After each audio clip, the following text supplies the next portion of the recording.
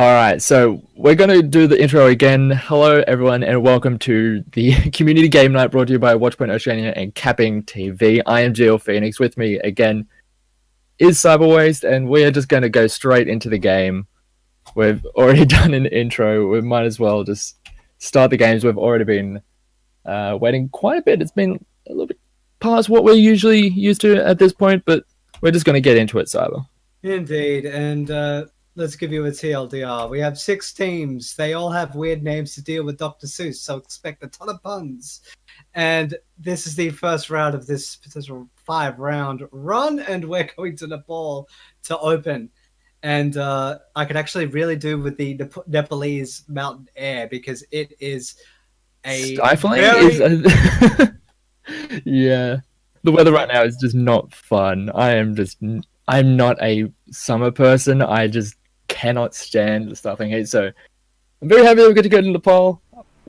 If only it was actually going there for real, where it'd actually be nice and chill. But we are getting into the game finally. Here we go. It is going to be the Grinches versus the Cats in the Hat, and it looks like the first round is going to be on the village center. Nice. And good lord, it is very bright, very pretty, and very appetizing because where I am, it is over 30 degrees still. So I'm actually a melting puddle of pasta. Someone put me in ice cubes, but we are still in the assembly phase in the village section of Nepal, which in the past, in a lot of competitive play, you would see a lot of pharmacies going to jewels in the sky, so keep your eyes up and expect a ton of carnage being laid down to the ground below. But while we have the time, run through our lineups. Alright, so on the blue, we have Orzlecki, I believe that's how it's pronounced, TMNT, Sneal, Sharkweek, and Barry Bunny. I believe that is the Grinches. Yes, indeed. Yes, and on the red, we have the Cats in the Hat. It is Blaze G, Dezentra, Swaggers McGee, Wheel, Not So Chilled, and Fatty. Swaggers McGee. Yeah, I'm really liking some of these names already. I mean, some of them are going to be a little bit awkward to try and just throw out in the middle of a team fight, but here we go. The first point is starting off, and as you mentioned, we are going to be able to have those pharmacies on both sides, so it is going to be rather important for both of these teams to be aware of the skies and how much space is going to be given, as we do have Sharkweek diving in very aggressively with the Winston as the team there to help him out. They do manage to take out Wheel on that Pharaoh first, so they do have the first little bit of aerial superiority. And then the Winston got completely wiped out, and Barry Bunny tried to bring him back, but that was not going to happen. And now the point will unlock. The Grinches will aim to say "bah" to the rest of them, but Blaze G just squashing all of that, quite literally with a giant leap to wipe out the Grinches and say, no, Christmas will reign supreme with this very snowy backdrop, and that will actually bring the Grinches back to reconsider what they're going to do next. Yeah, it was a nice start to the fight, taking out the Pharaoh first, but they ended up just getting overrun on the ground, and now they're just diving a little bit too forward, a bit too eagerly this time. Sharkway getting taken down immediately with the help of their Discord Orb coming out of the Zenyatta, helping out a hell of a lot. They're doing so much damage, and the Grinches, it seems like they're just a little bit over eager and just not playing it patiently enough to try and get onto the point. All I can think of is Jim Carrey playing the Grinch, which is actually a riot. But poor ORZ is unable to get any charge of Zarya, which really stunts his effectiveness in terms of being a good team player. But the soldiers will get the Majul, and Fatty will get the better of Lecky, and that will be the end of that. And now the Grinches are beginning to recoil. And with TMNT having the barrage on deck, we'll wait and see what will happen next and see if a tip for the point will actually occur. Yeah, well, they do have a decent amount of ultimates on the side of the Cats in the Hat. The Wheel is falling apart, so he's going to be not in the fight, as the Transcendence does get used reasonably early, and they're going to be investing quite a bit of the defensive ultimates to try and keep this alive, and they will manage to take the fight. They actually pop the Primal Rage Sharkweek, so that is going to be something that they're actually not going to be able to make too much use of. And in the end, it's just going to be a one fight in favor of the Cats in the Hat, and they may can control the point and also still have a few ultimates left in the bag. Indeed. I think the general mood of the Grinches after that team fight will be loathe entirely. And then the Winter will leap in and try to perhaps stifle the defense at the moment, but it's looking to be quite tested as the Cats will bare their claws and dig in. Yeah, they're managing to hold on just a little bit as a nice barrage managed to take down 2 TMNT in a good start to this fight. Opens up pretty well, but a great graviton and allows the rest of the Cats in the Hat to just clean up the rest of the members of the Grinches, and there's really nothing left in the tank for them, and that is going to be the first round, rather convincingly going over to the Cats in the Hat. That's why cats are better than dogs. Haha. Yes, but that was basically a one and done. The Cats dug in and never left, and yeah. Now the Grinches, they're usually very grumpy until they see a very good side. It took about 2.5 acts to actually get them to change their tune. Maybe that will occur here as we see a couple of changes coming. It's now moving towards the ever so funky Lucio. Yeah, one thing on the hands of Sharkweek as well. So that's really interesting. What are your take on this? Yeah, one thing that I noticed from the previous round is that Sneal was on the Anna, and it just didn't seem to have the impact that you'd necessarily want out of that pick. And just looking at the other side, Swaggers McGee, again, very much love the name, on the Zenyatta was still able to do so much work using that Discord Orb, and they were able to split apart Sharkweek, who was diving in so heavily, as we are now onto the Shrine, as yet again, Sharkweek is going to be the first one to go down, and with the help of, as I was mentioning, that Discord Orb, it just allows the rest of the Cats in the Hat to just single out a target, blast them down, and then move on to the next option that is available to be killed, and they're just doing that so efficiently right now. And that was really, really crucial with the fact that they actually did have a Mercy on deck, if memory serves, but they proved to no avail because poor Sharkweek got melted down so quickly, it was almost to their detriment to try to bring him back and try to keep that fight going. But the Grinches will start to get a little bit more perturbed and try to bare their fangs. But Alta's already in the back pocket of Swaggers McGee. Will let it rip! Just like a ripped tire, except it is a pulse bomb, my friend, and that will effectively wipe out the ever so grumpy Grinches, and they will continue to loathe being pulled down by the Cats in the Hat, by the superior species. And now, where do they go from here? Yeah, the Grinches are having a bit of a tough time just making their way anywhere near the point. They're just getting torn apart left, right, and center. And Sharkweek, trying to get any kind of position, has now moved over to the Diva, trying to get some advantages through that, but they're just not able to get really any picks right now with the lineup that they have. Berry Bunny going very low. He's actually going to go down, so that's going to be the Mercy down at the very, very start of the fight. And now it looks like the Grinches are trying to keep on making this work, but they're just kind of running into a brick wall. There's just so many resources on the side of the Cats in the Hat that they're just not able to just push through it just yet. They're essentially headbutting a giant, thick stone wall. As Not So Chilled will put a giant orb in front of the Baby Diva and just blow it into oblivion. And the Cats are really far forward and have every right to be, and have so many ultimates on deck. Aside from the Valkyrie, which they do not have. They basically have a full gambit ready to go, and now the Grinches are aiming to come down for the hill and go for their last stand, but the Grav may even prevent that. Yeah, pretty much all ultimates were invested, and to be honest, they were allowed to do that because it just kept the Grinches away from the point so long that they weren't able to get anywhere near and even start off the overtime. So that is just going to be a rather dominant 2-0 coming out for the Cats in the Hat. Meow. That's basically all I have to say about that, because it was basically dominance from end to end, and it was demonstrated, especially on the last push, that they knew that they had a full bank of ultimates that they could use, but they chose not to because they deemed it unnecessary. And I think it's a show of true discipline to actually hold on to an ultimate that has a giant impact for your character and save it for a better time. Yeah, and they were using that ultimate economy quite well.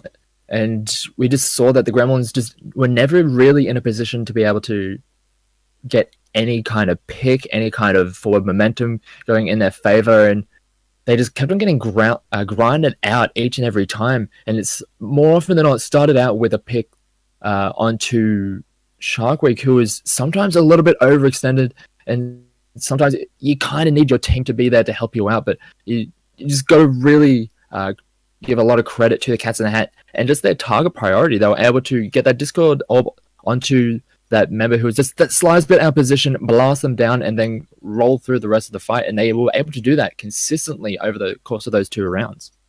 Yeah, it really highlights the potency of a Zenyatta that knows what they're doing, because as we saw demonstrated by the Zen that was on the side of Cats in the Hat, was either discording high priority targets to have their teammates finish them off, or just even blasting them down, because there was a 3K to defend the village at the opening map, and it's actually quite terrifying when a Zenyatta is in their form like that and absolutely just shattering any attack, especially when the point's already in their favor and all they're doing is just getting percentage. And when you let a Zenyatta and the backup that they had roll through like that, it's a tough nut to crack. So yeah, it essentially ended up with the Grinches just headbutting a steel wall for about a minute or 2. Yeah, they were just running straight into those orbs, and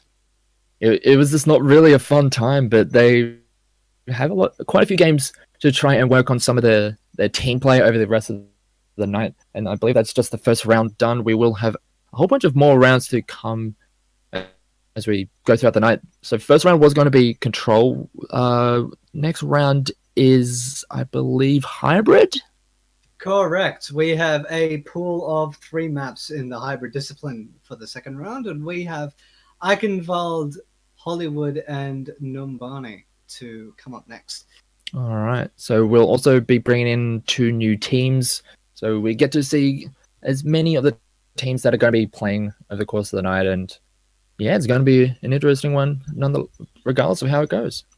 Yeah, it depends on how everything gets drawn out. And this is just for me personally. One of the teams actually has a friend of mine on it, and I want to actually just constantly rib him, just for the hell of it. Oh, just slam him for those. Just had the camera on him, like just throughout the entire game. Like anytime he's like, you were slightly out of position, and I'm gonna drill you into the ground for that. I'm gonna be not very friendly with that type of stuff. Look at what you did. But yeah, it's going to be an interesting one. But for now, we are just going to go to a quick break while we wait for the rest of the games to in the first round to finish up. But we'll be right back with round 2.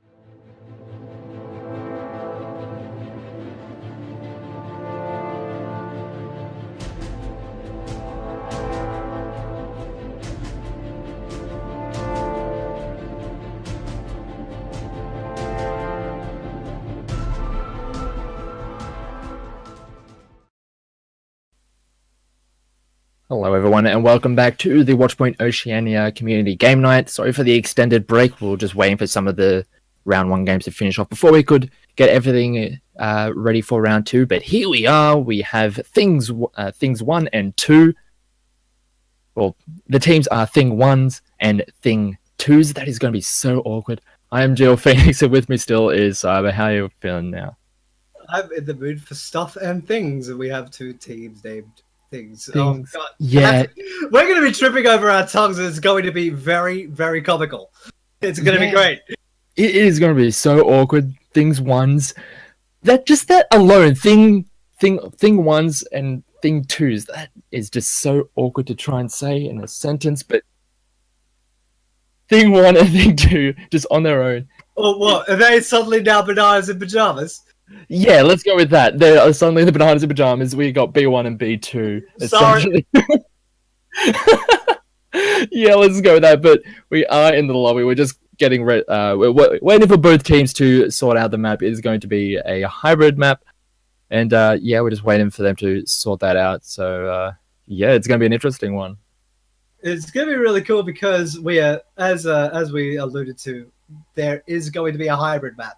And to actually succeed in hybrid, it requires a fair bit of coordination, a little bit of strategy, which some of these teams may vary in a little bit of capacity. But the three maps that they have to choose from are Hollywood, Numbani, and Eichenwald, and they are currently chatting that out in chat right now and trying to figure out who will go where.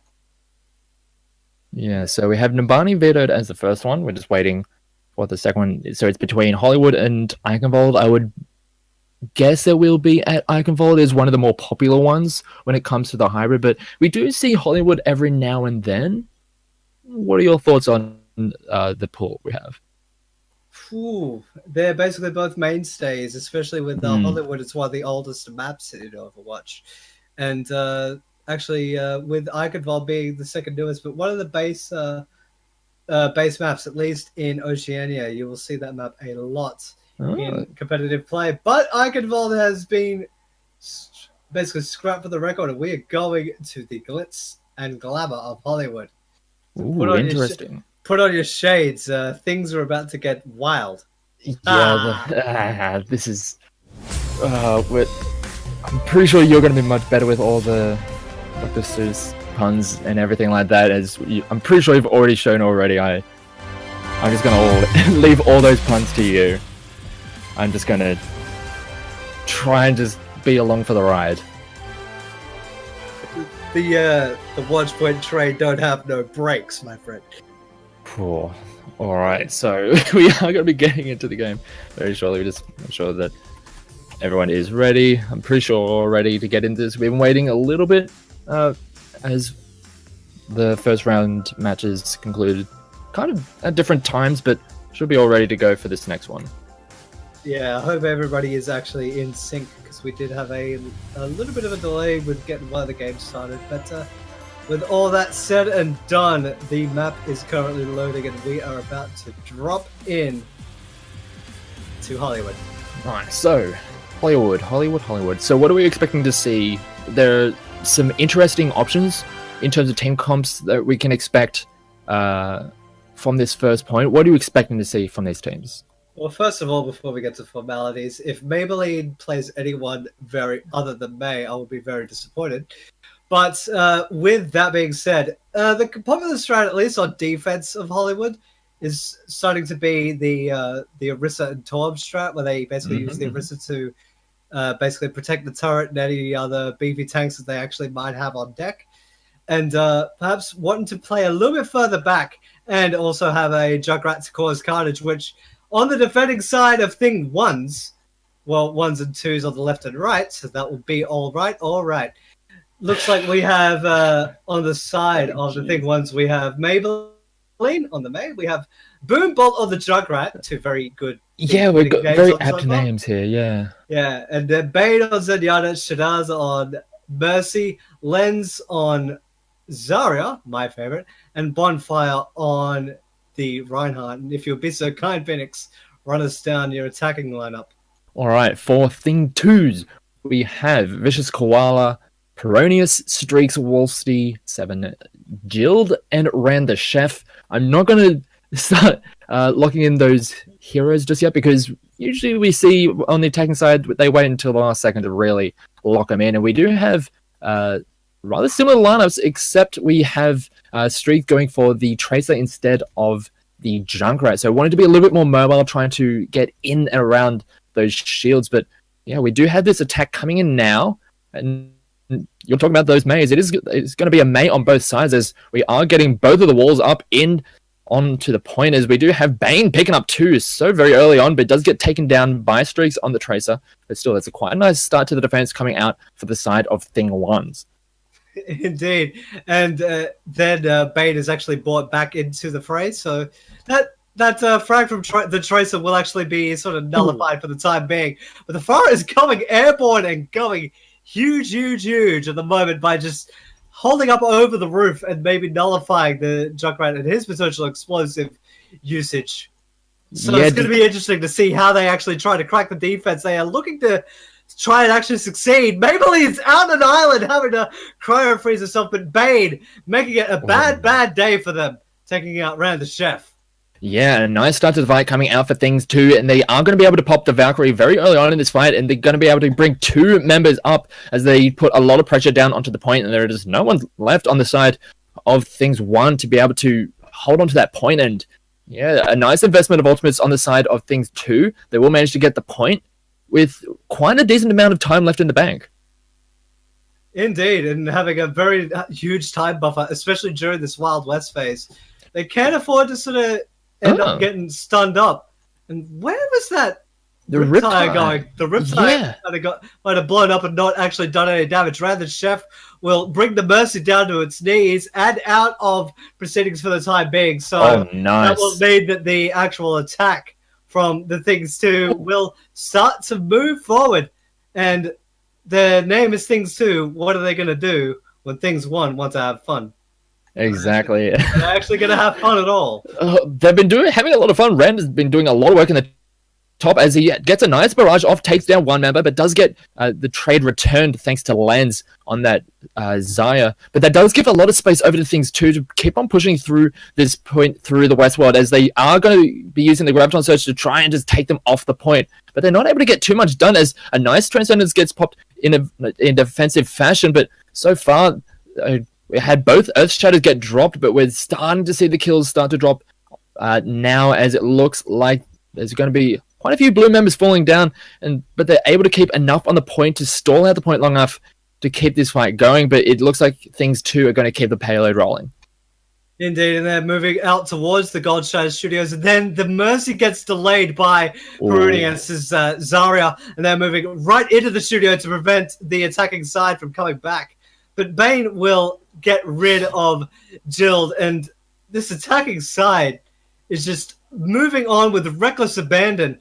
And really, what do you do if you're the first things, the Thing 1s that are on the defense? You've been stunned basically this entire time, and you haven't been able to mount anything.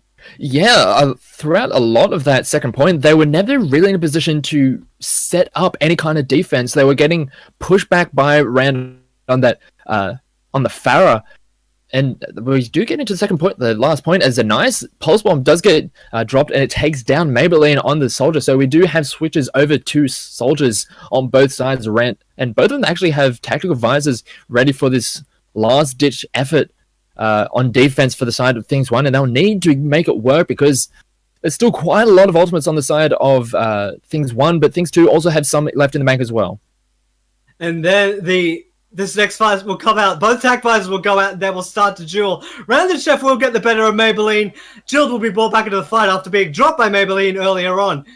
The Valkyrie is now out for Volsky and will bring back the giant tank in Wolves. The Graviton will go in, will prove to be very ill-effective as the feed is painted red and say, what are you going to do where Things 2 are? We're going to roll all over you. The Maybelline right onto the point.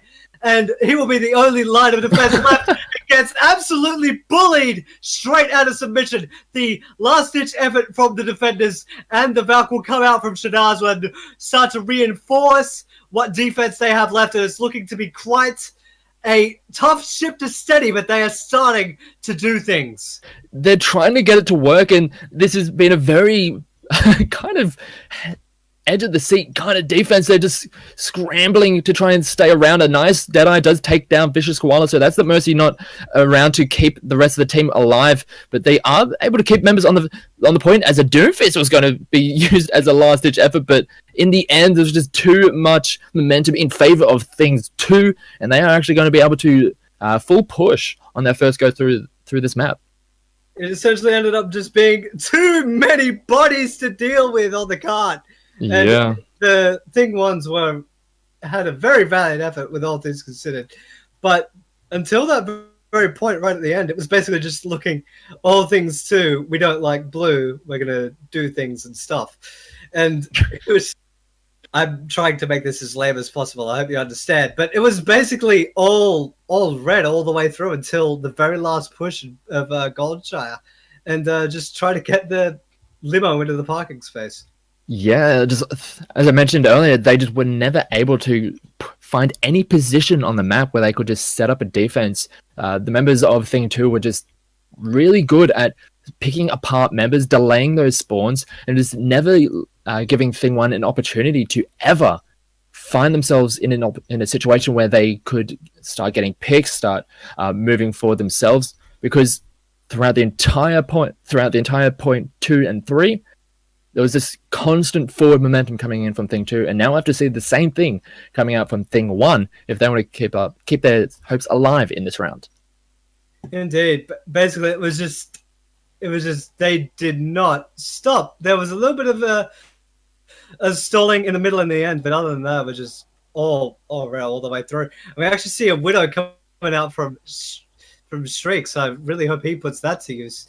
But we will run down your defenders and attackers. On the attacking side, we have Maybelline on the Roadhog, Boombolt on the Jugrat, fitting again, Bana on the Reinhardt, Shadaz on the Mercy, Lens being McCree, and Bonfire being the Lucio, wanting to roll out and roll over this defense. Really wanting to keep his distance as well. Yeah, they want to start making their way onto the point, and they don't want to allow the team of Thing 2 to get any kind of foothold in this defense. There's a nice start to the fight, comes out from Streaks, taking down Shadaz, so that's that Mercy going to be stunting that forward momentum at the very start, and he's found himself a very nice high vantage point, and is going to just be railing anyone that comes anywhere through those narrow choke points. Anyone that goes through the arch will have to deal with the Widowmaker sitting on the water tower being an absolute nuisance, because whenever that sniper rigs out, it's a potential insta-gib, and then Rand the Chef will take out the McCree of Lens. And again, Rand the Chef will take out Boombolt as well. So it's just going from bad to worse for Thing 1. And you just have to wonder, especially with the high vantage point that's currently on this Widowmaker, who now has the ring as well. And now the Jules come out, and Strex has already started to flex their models and say, I'm better than you, winning one time over his counterpart of Lens.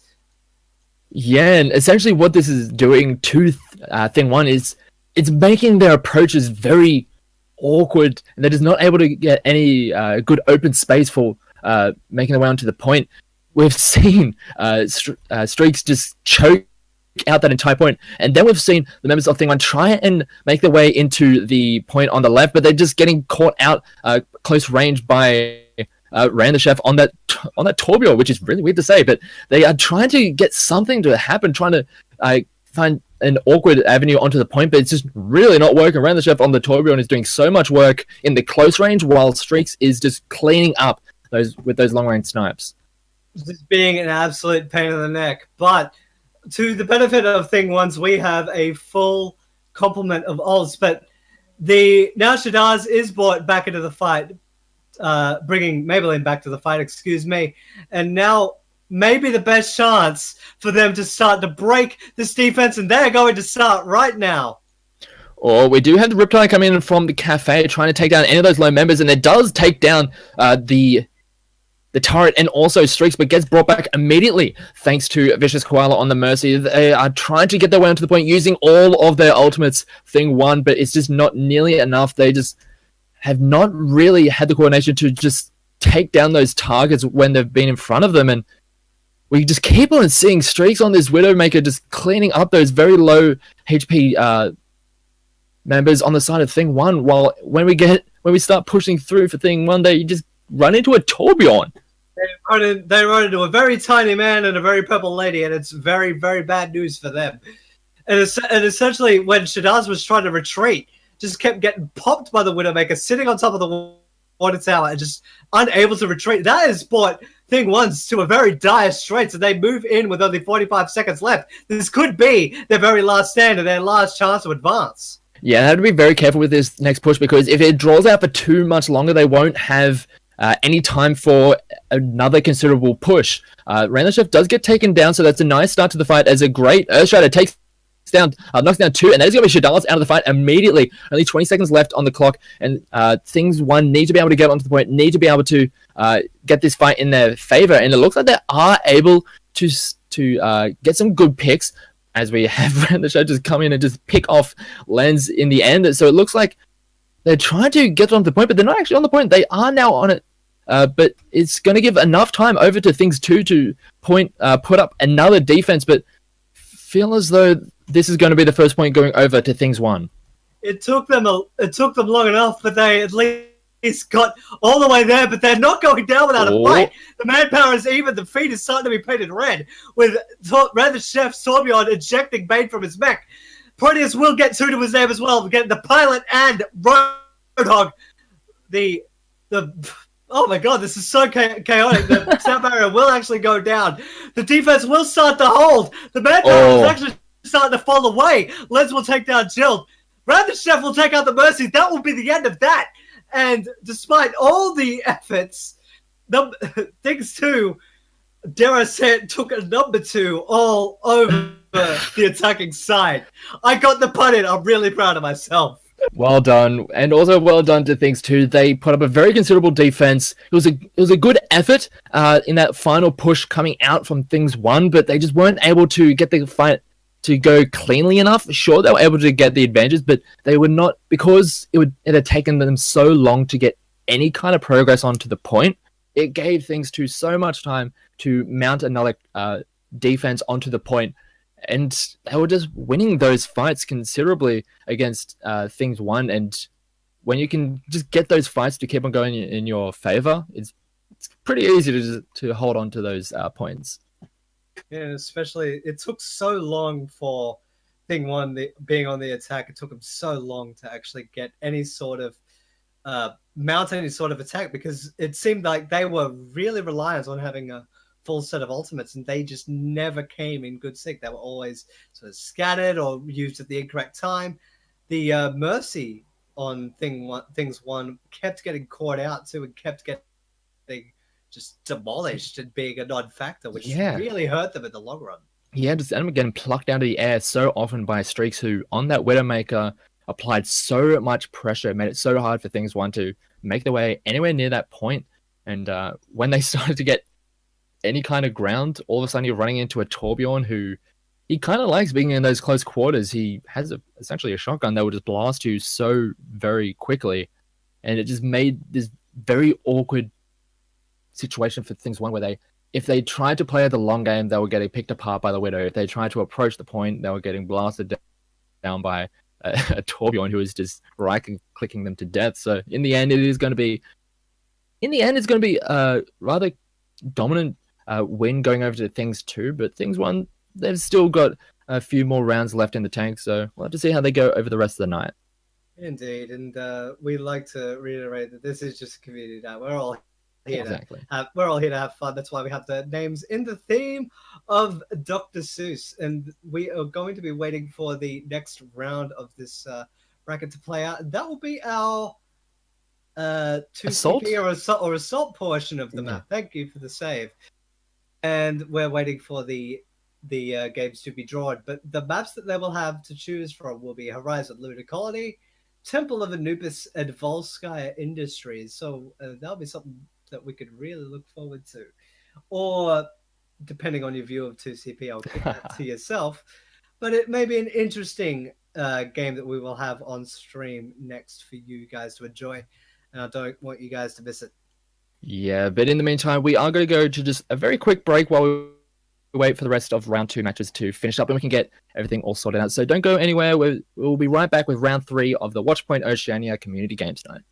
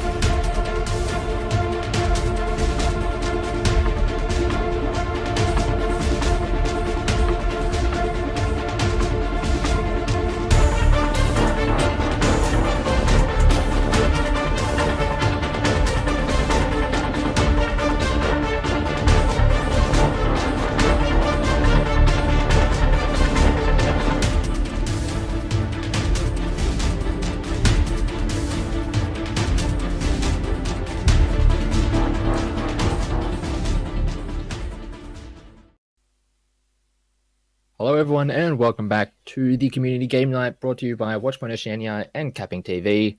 As per usual, I am still Geo Phoenix, and with me is Cyberwaste. Buddy, how you doing?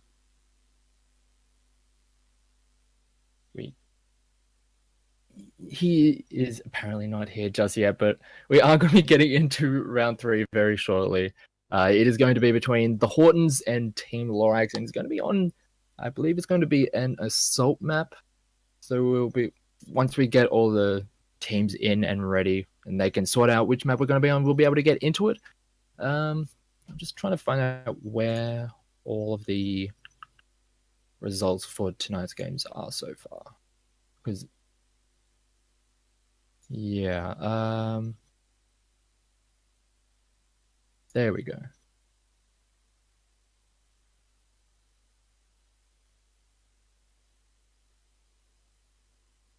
Alright, so for the teams that are going to be playing right now, the Hortons, they are currently 0-1. They had a bye in the first round.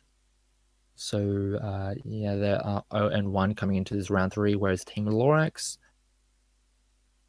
are in the exact same situation. They had a bye in the second round, ended up dropping in the first. So both of these teams will be coming into this round 0-1. It's going to be very interesting to see how it ends up playing out.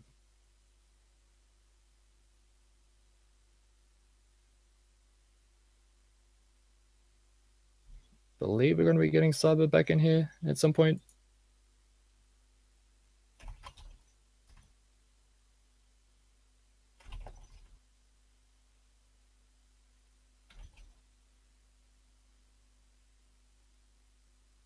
I believe he's probably just having some Discord issues as we're just waiting for him to sort those out.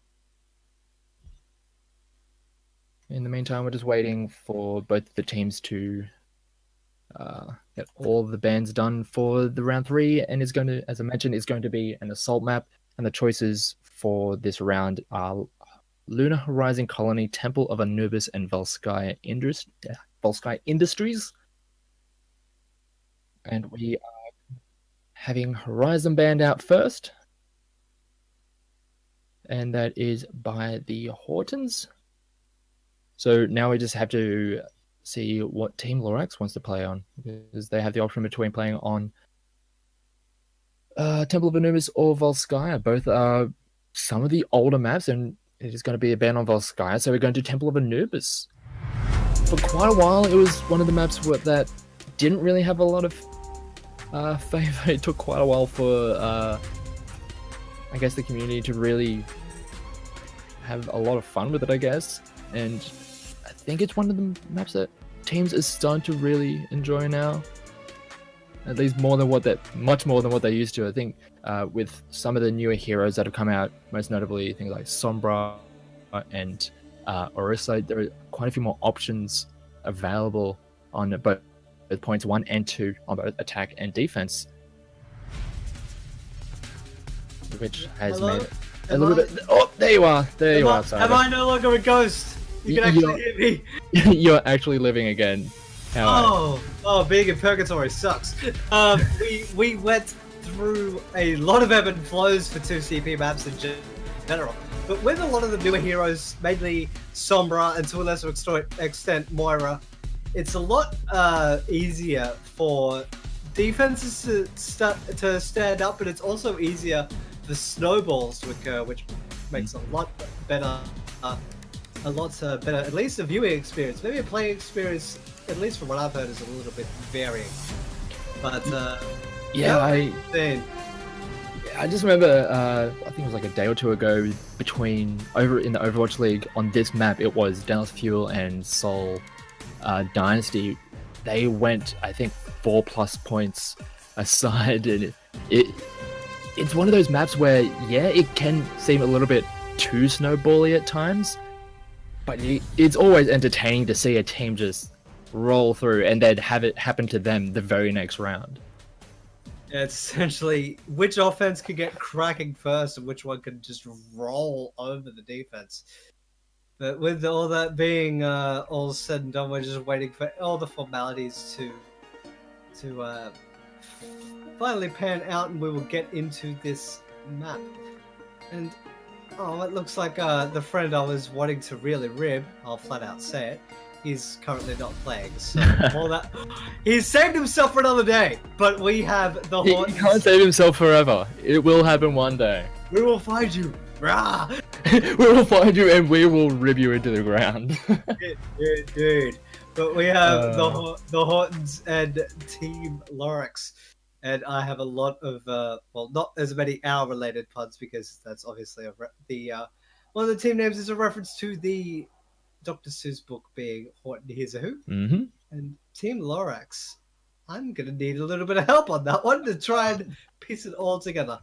I know there's the Lorax, the movie. I think that's actually what the movie is called, the Lorax. It's... I'm not very well read when it comes to the Dr. Seuss stuff, so... Oh yeah, it's a giant... It's sort of like what Garfield was before Garfield. Okay. Alright, so we're probably not going to be able to have as much content when it comes to these teams, when it comes to the puns, as we did with Thing 1 and Thing 2, but it's going to be fun regardless. We're here on Temple of Anubis. It is going to be, I believe... Well, we don't see who's on attack just yet, but it is... Actually, where are we? Still waiting for the assembling of heroes to happen first. But yeah, it's going to be interesting. As you were mentioning, the Sombra is a potential for this map. There are quite a few options, more notably on point 2, rather than the first, mainly because of the giant health pack that is under the bridge going towards the point. But she does have a few good options to work with on point 1. But on this first round, it is going to be the Hortons on defense. It's going to be Regal on the Anna, Nia on the Junkrat, Pickles on Mercy, Solemn on the Widowmaker, Sinnoh Squid on Roadhog, and Powder Hippo on the Orisa. What an amazing set of names, by the way. Oh, I know, right? And on the attack, we have Casey looking to go Junkrat. We have Tony Galati, Grenix, Owilix, Potluka, and Shady Knight. Oh, wow. Potluka, that's an interesting one to try and get your mouth around, but... Potluka, yeah. That's good. I'm just going to keep saying it because it sounds really cool to say. He's currently on Mercy. And it's one of the most unique handles we have seen thus far. They're starting to roll out. Yeah, and another thing that we didn't really make too much of a mention of for this first point is the presence of the Widowmaker. There's very long sightlines where she can get a lot of work done, and with very limited space. Oh! Tony Galati getting a huge deflect on a Solemn. Just ripping him straight out. And that is going to give a lot of space over to the Lorax, Team Lorax, to make their way around the side and onto this side little portion where they do have a Sombra hacked health pack, and it's going to be the big one, so this is going to be a very good position for them. But a very nice bio grenade just forces them away. Is also a good little drag in from the Orisa, is making it very awkward for Team Lorax to get in. There's a great Riptide, takes out 2 members. Although they are starting to get some kills back, but still, it's looking pretty good for the Hortons on this first defense. Indeed. As soon as the power pairing of Reinhardt and Mercy got taken out of the equation, that was pretty much it. Although it was looking rather promising initially, they wanted to keep it going, though. Willis just charged in willy-nilly, and then the Mercy comes in to back him up. The Reinhardt is shoved down to half, is starting to be healed up again, but his barrier is completely gone. They're trying the side room again. But will it be to as much avail as last time? The Dragon Blade will go out, and maybe he will actually get his money's worth off of it. Nah, he just got demolished immediately. Solemn in a very good position to clean up that member, but we do actually have the Sombra onto the point just to turn around the members of the Hortons, and it's actually worked out very well. It's Shady Knight on the Roadhog, using that Holog to just blast through the members who are turned around, and this looks like this could be the first point going over to the side of the Hortons. Not the Hortons, the Lorax. Looks like this giant cat called Lorax has finally swallowed the defense hole and made them crack, and now it is up to the Hortons, aka the Giant Owls, to try and salvage up a defense. But with Regal being taken out of the fray, it's going to be very difficult, at least for the time being. Yeah, they're moving the way in, and a great Riptide takes out 2 members, and that is going to stunt that offense in its tracks.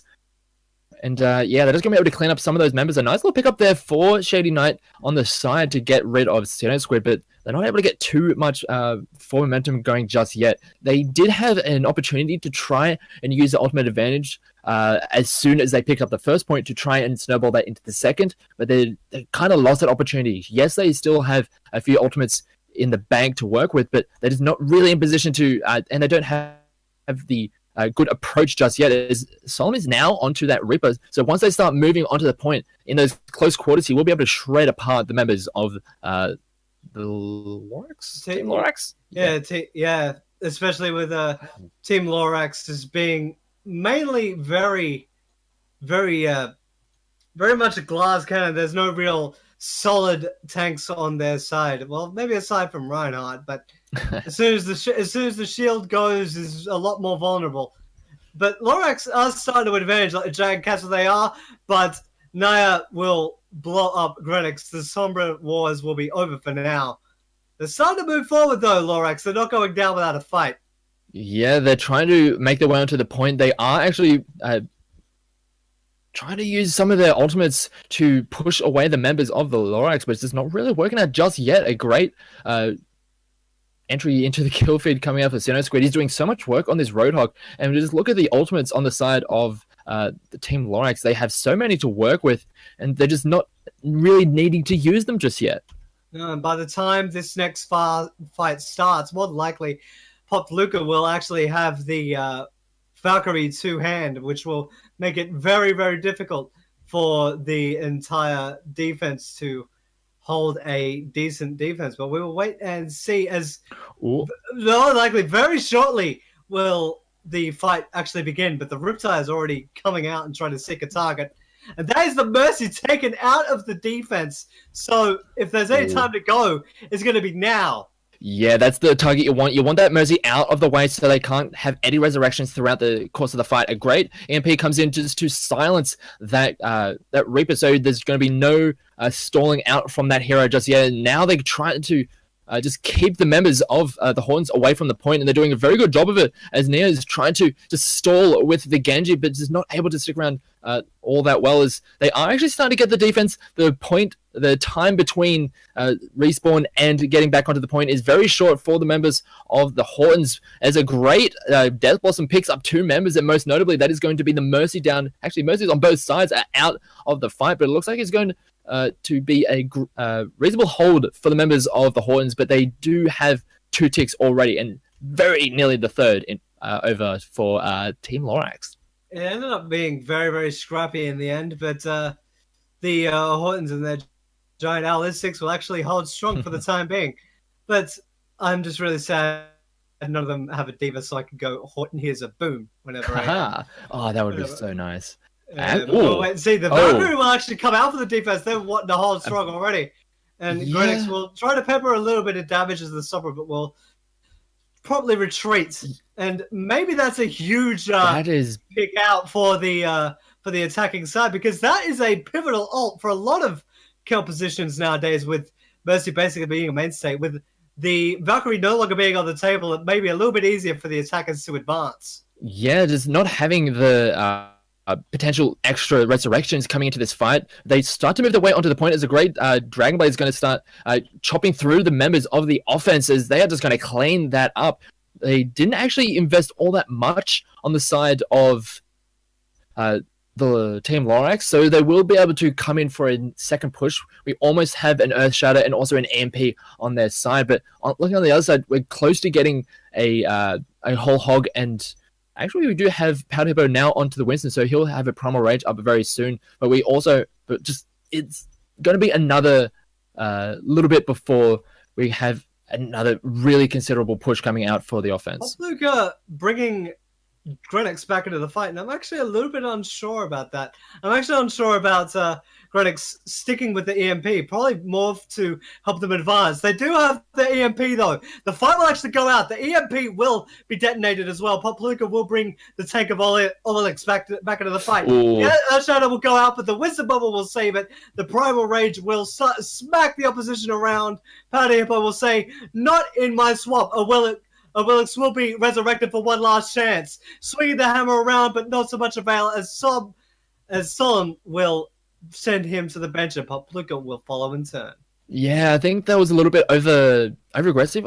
It was a little bit. I'm not sure what the coordination was like trying to use that Valkyrie for that resurrection there onto the Reinhardt. They haven't enough time for another push, but now that they don't have that Valkyrie to use for this next offense, it's going to be much harder. And we're looking at the side of Team Hortons. They have that Valkyrie back. If sure, it was a little bit of, I believe it was a bit of a misclick or something that ended up getting used earlier, as they are actually going to be able to take out Popluka using the Death Blossom. And Solomon is doing so much work on this Reaper, and they're just not able to deal with it just yet. And this looks like this is just going to be a second point hold coming out for Team Hortons. But there's still a decent amount of progress being made by the Lorax. We'll just have to wait and see if it's actually going to be enough. They're trying to make their way onto the point, but they're just not. They just don't have the resources at their back to try and stick around on the point. He's definitely trying to make an impression, though, by blowing up Solid, but Solid is probably brought back. Both Junkrat's have been rezzed by their fellow Mercies, but the nano-boosted Reaper, that is a throwback to times of old. Naya will shut and cut right through the giant piggy of Shady Knight to conclude. And that defense ended up holding strong despite getting very, very dicey on the opening push, and then get on the Lorax actually getting over 90% of the point capped. Which, for those that aren't familiar, that is the capture percentage that the attackers will have to match for their half to be able to win this map. Yeah, so although it's not a full capture for the side of Team Lorax, it is still a rather defendable target that they can work with. It's not like you didn't really get anything on the first point and you just kind of throw caution to the wind to see what can happen. They have a decent amount of ground to work with, so they just need to not really panic should things start to go a little bit south on the first point. Now, the next part of our questioning will actually be who will pick what. I'm seeing a Symmetra. No, I'm actually seeing a Symmetra. That's going to be actually quite interesting. Perhaps the old Room of Death, as it were. Ooh. And yes, I get a Diva, but it's on the wrong side, so I can't make my joke. But it's actually going to be... they could hear the boom, but they might not be subject to it. True. So technically it could still work. It's just you got to just move around some of the... You just have to take a lot of liberties. Yeah, just a little bit. I mean, we're kind of doing that anyway, aren't we? Well, yeah. Grenix actually setting up the room of death with the Symmetra a little bit further back, not in the small enclave, but in the giant room where the health pack is on the attacker's left hand side. But the rollout will occur. Regal, Naya, and Pickles definitely being at the front line, but oh my god, that Bastion just being an absolute nuisance. Listen to him go. He is just going to blast away through those shields, as we are going to be getting a pause, as we've been hearing that some of the players are having some lag issues, so we're just going to see if they can sort that out without taking too much time. But yeah, that Bastion at the front is just going to be blasting through. It did force all of the members of Team Hortons into moving towards that death room that was set up by Grenix, so we'll have to see if they or how they're able to deal with that. They should be able to clear out those they should be able to clear out those turrets without too much of an issue. It's just a matter of will the Symmetra be able to set up elsewhere and get enough have enough time with those turrets out to get either the shield gen or the teleporter, if that is what they're going to end up going with.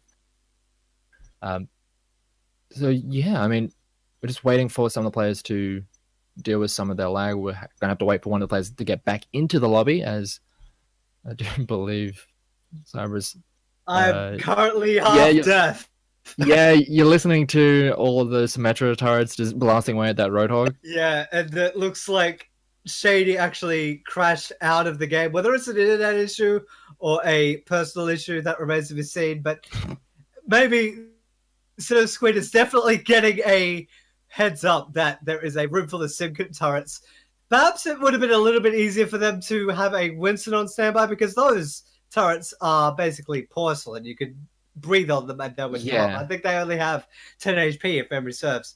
So that may have been a lot better, but we'll have to wait and see how this particular Roadhog of Sinnoh Squid will actually go through this the room and then actually promptly retreat, I would assume, and then take a breather and start again.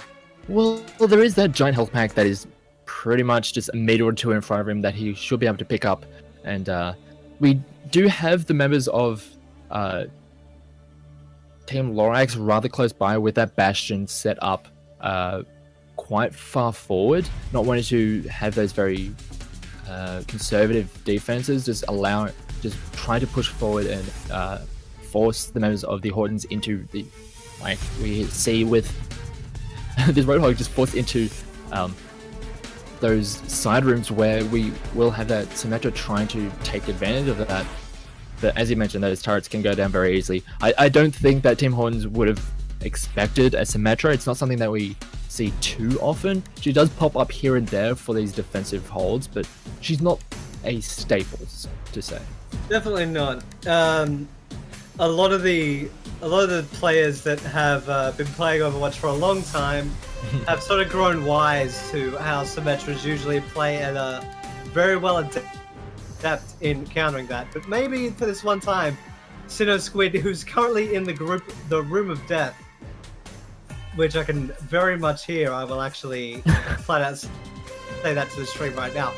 He will actually have a lot to deal with a lot of the team being around the corner there, especially with the Bastion setup, who can absolutely shred and completely nullify any health that Sinnoh Squid actually gains, either from the health pack or either taking a breather or whatever. Mm. Yeah, I mean, we don't really have any of the members of. From what I can see, I'm kind of got a view towards where Sinnoh Squid is, but don't actually see any of the members from Team Lorax in the vicinities. So he's got a decent amount of space to be able to deal with that. We just have to. I'm pretty sure Sinnoh Squid is very aware of the situation that he is in. He's been sitting here for a while, probably in the same situation that you are, just hearing those turrets just blasting away, and he is very, very ready to start blasting away some of those turrets. Let's hope. He's been given enough warning, as am I. And now we've done a lot of theory crafting. We will very shortly realize how it all pans out. Shady Knight is now back in the server. We should be good to go. The calls around are all being good. The countdown is on, and we are on.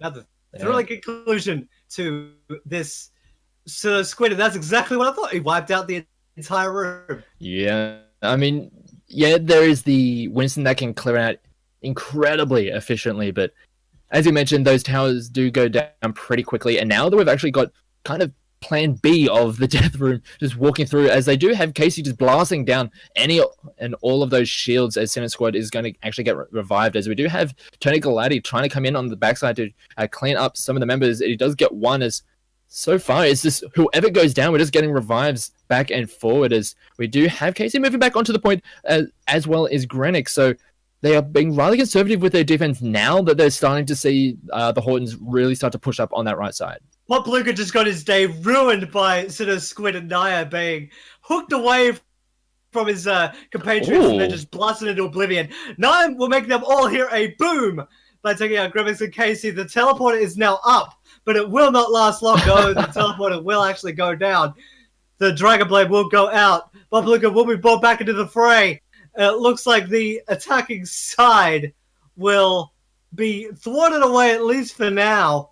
But Willix will at least attempt to make a last stand. They're actually doing quite a pretty good effort of holding on to this defense. We've got the Mercy in the sky trying to keep these tanks as healthy as they can possibly be, doing as much work as possible as the drone does get dropped, and this is going to help out in this fight immensely. As they're still able to hold on to this defense. A nice pulse bomb goes in onto the Roadhog to pick him off, and it looks like they were doing so well on defense, but they're just getting ground out, and the resources are just starting to stack up in favor of the Hortons. So they are going to be able to take this first point, but it did draw out for quite a while. This is going to allow Team Lorax to get at least some kind of setup on this second point. Indeed, and it looks like they actually have a shield generator up now. Yeah, so that is going to be very powerful as we get these first few fights onto the second point. Looking at ultimates, there's pretty much nothing on either side. As Tony Gladney picks up Solemn, moved over to the McCree, so that's a nice little pickup there at the start of this fight. We do have the Primal Roach getting used, but he's getting zapped by some towers here, there, and everywhere, and it's going to be very hard for him to move on to the point. It's making it very awkward for the rest of his team to follow up behind him. As a nice hook goes down onto center square, they're going to be able to pick him up without losing anyone. And this is a great hold coming out for Team Lorax. Yes, and now this is the tough part, to even try to get a little bit of an attack off, because they also have the shield generator to deal with, which gives each team member that's within its radius an extra 75 HP to deal through, as if dealing with a really tanked up Orisa and Roadhog was hard enough. Casey taking out the Reinhardt and the Mercy at the spawn gate, which would actually be a lot more of a detriment. They will have to wait for both of them to come back into the fray, and that's just not being a good time if you are on Team Hortons. And it's just going to go from bad to worse from here on out. They'll need a really good swift strike, and they'll need to deal it very, very soon. Well, they do have a decent amount of time to work with.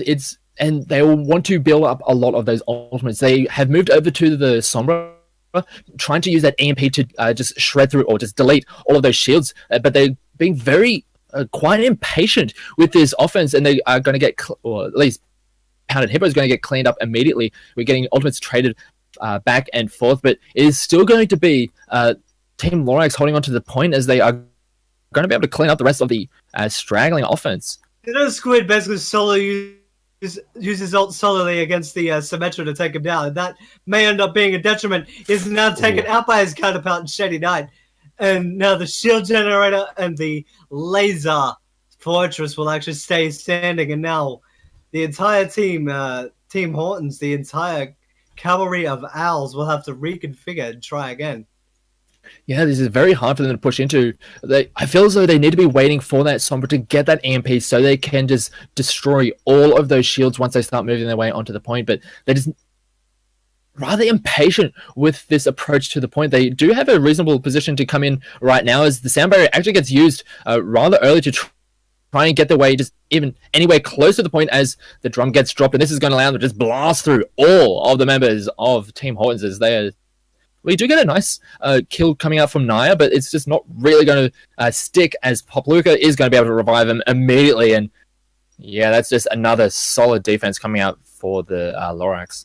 That was actually quite a shame, because the attacking Sombra had, for the longest time, had the EMP ready to go. And it looked like Naya and the Sombra of Solemn actually had good synchronicity, if that's a word. They were actually going in together and trying to make it all work, but it looked like it just got thwarted by just a stronger DPS line. Yeah, and it's... I keep on saying it, but I feel as though the Team Hortons are just being a little bit impatient with this approach. They've only got one or two ultimates every time they push in, and they're just getting outvalued each and every time. We do have Granix now on the backside, just picking up members left and right. We're trying to Team Hortons are trying to make their way, but they've just left that backline out to dry, and they're just going to get cleaned up for the most part. It was such a shame too, because it was looking quite good. Naya seems to be just trying to break open the front lines, but it seems to be the only person doing any damage. and Tony Galante will quickly take him out of the frame. We'll have to wait for him to respawn. It looks like they've tagged out Naya being on Junkrat and moving him to the Soldier instead. Yeah, well, here comes another Riptire coming through. It's trying to get any kind of value, just trying to delay this offense just a little bit more, but it is going to get cleaned up as it was just a little bit too much out in the open, so that's not going to be available for this next fight, but it is going to be a nice start to the fight coming out for Casey, picking up Solom on that Tracer, who's trying to get a revive onto her just as this fight is going to start, as the self-destruct is going off. It picks up 3 members of the Lorax, as we are going to be able to getting a pause immediately, as I have a Tracer shooting in my ear. I have the same as well, and it is awful.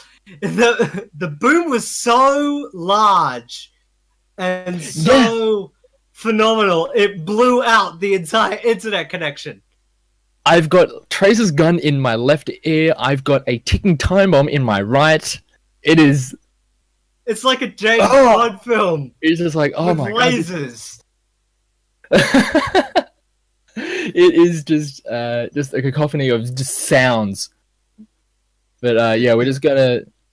I think everyone's having very similar things where you just got sounds just going in the ear, just over and over. But I think we just had another drop coming out of Shady Knight, so we'll be getting him back into the game just a little bit. Indeed, and it was such a shame too, because it was looking to be the start of something that was actually going to perhaps win the Hortons the actual map, because breaking both the tanks and the healer with that self-destruct, it was basically perfect. I know you can see on the at least I can see on the right of my screen there is Tony Galati, who is actually on the McCree and has a Deadeye out, so maybe stunting the entire thing there, but we'll wait and see for when the disconnector, that being Shady Knight, actually returns. In my ears.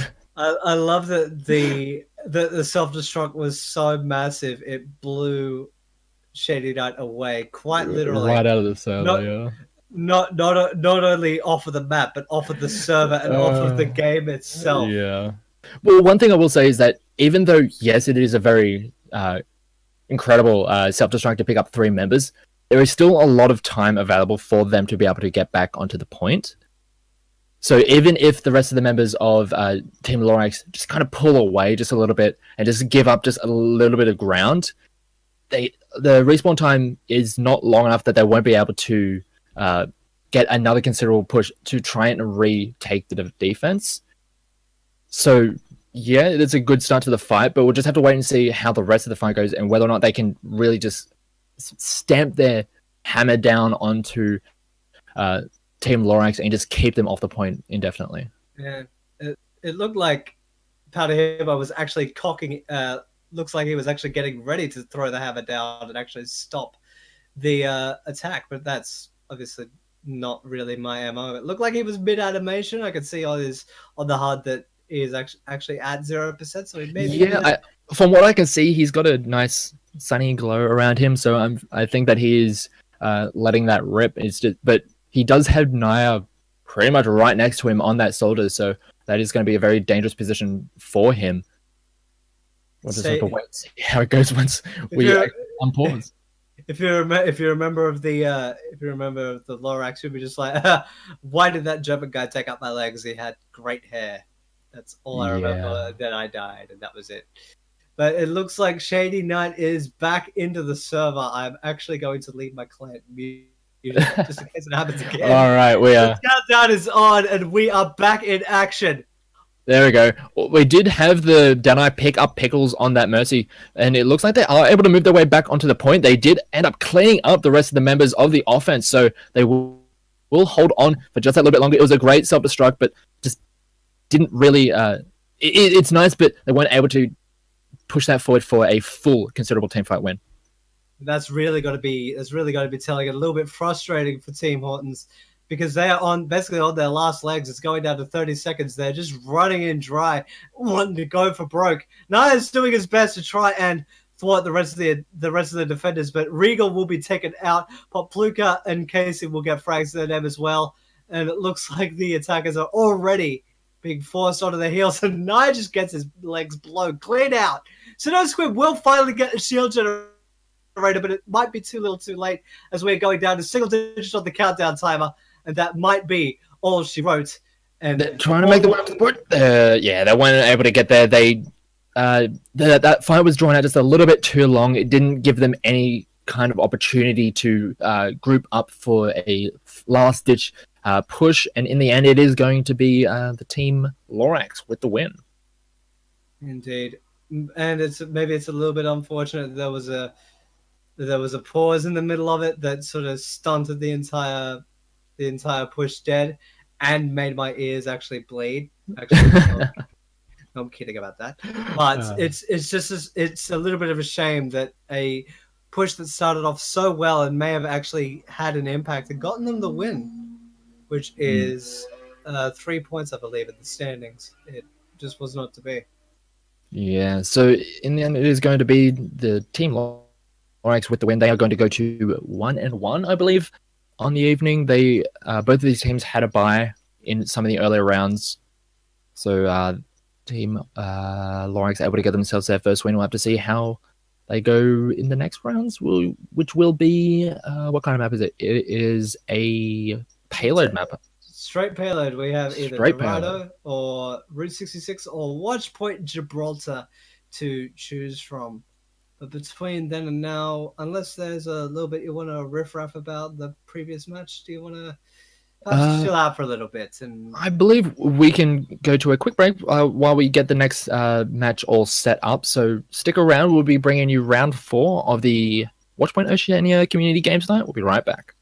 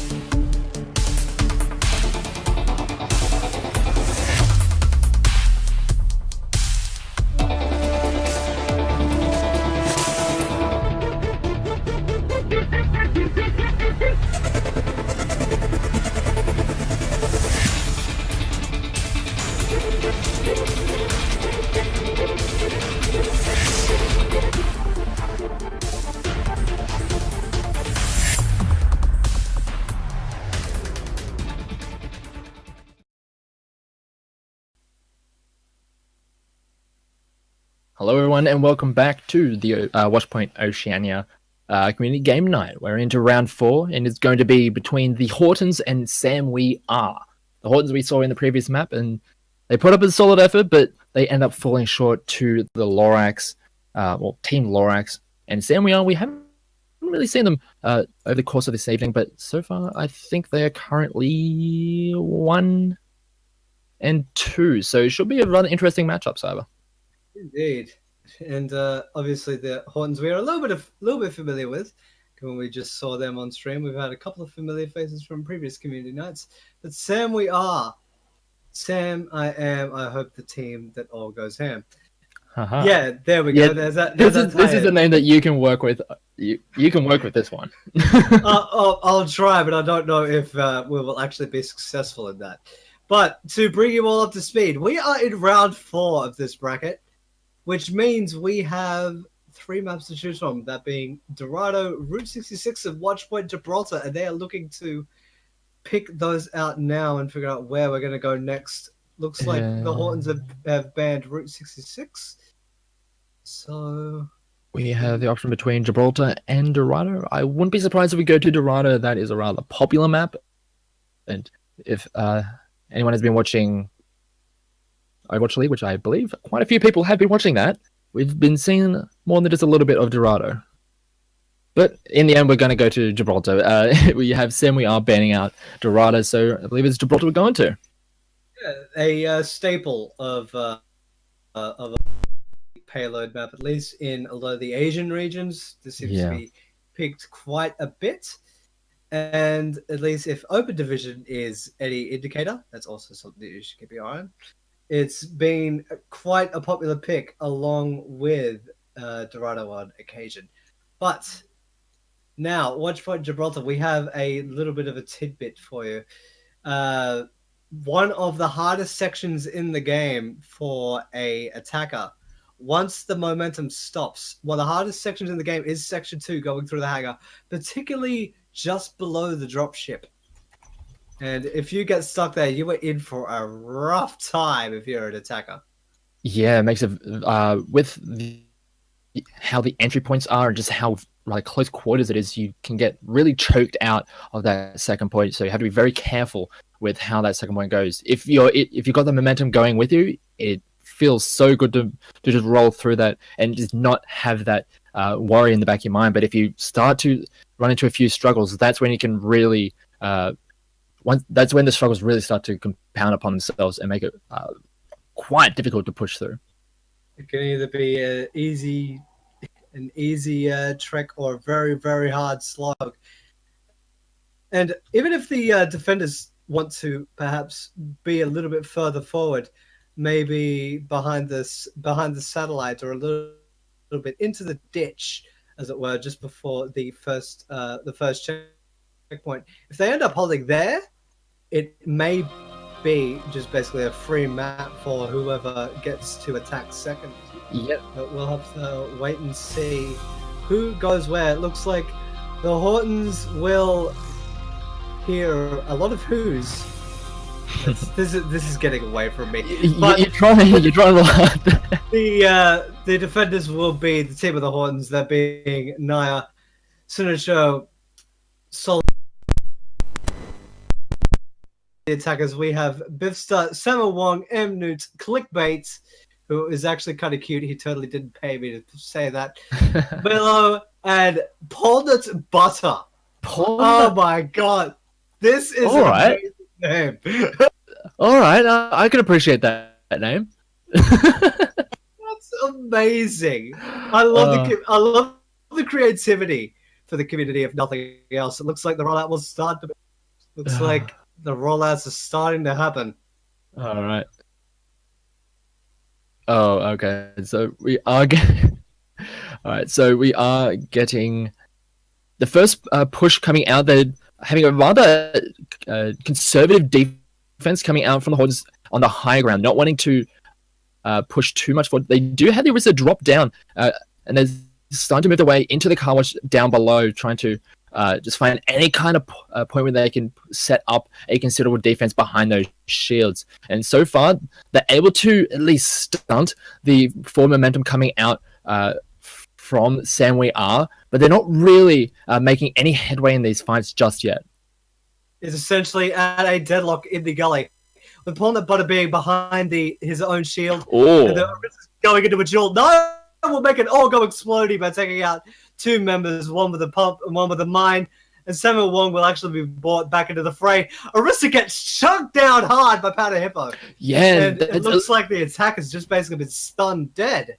Yeah, we did. Once we saw the Orisa start to make the attempt to push up that hill, the rest of the team was not really there and just made it so easy for the defending team to just isolate that one target, blast them down. And when that front line is just out of the way, this is not really much else that the rest of the team can do, as the Riptide is going to get pulled, going over the top, trying to take out some members. Actually, take out three. It's going to take out the Moira, the McCree, and that Widowmaker. So that is going to stun that attack in its place. They're not going to be able to do anything right now, as we do have a rather considerable defense coming out just before the end of the car wash. That was a formidable Riptide by Naya. Even with getting the resurrect off, it's basically stunned the defender's death. Mono got caught up on the wall, being the Mercy. Samuel Wong gets a rocket right to the chest. Naya will be blowing Emnu's legs clean out from underneath him. Clickbait will take out Pickles. It looks like the Valkyrie will come out from the attacking Mercy, and Powder Hippo will promptly deal with her, as well as the Widowmaker. And Powder Hippo being an absolute unstoppable force, the immovable object, as it were, that's making the team basically make this really, really hard for the team of Sam We Are to even get any headway at all. Yeah, a nice flashbang does stun out the Mercy and does actually clean her up. So a nice little pickup there for Samuel Wong, but ends up dying for it, rolling into one of the traps. So just a trade back and forth, but this is still a very considerable defense, and we're getting quite a few changes of heroes onto the side of Sam We Are. We do have Emnut now on the Pharaoh, who just gets picked off, or just plucked out of the air, surprisingly, by a Junkrat. So a nice look. Oh, good. We'll just keep... Okay. We're just going to be just getting word that we're just going to be restarting the stream. We are getting a few tech issues, so we'll be right back once we get all that sorted out.